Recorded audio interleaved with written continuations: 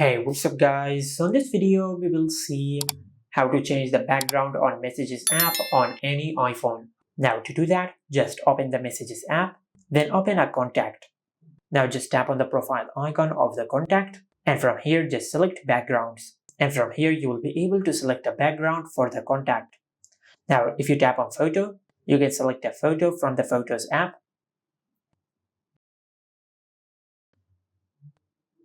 just like that.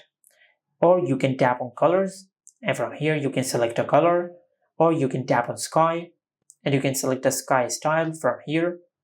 You can select a background from water, aurora, or you can create a custom background using playground.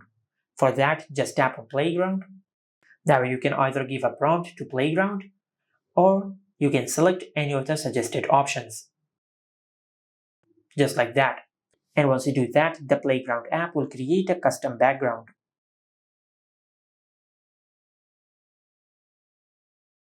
Just like that. And once you're satisfied with the background, just tap on done.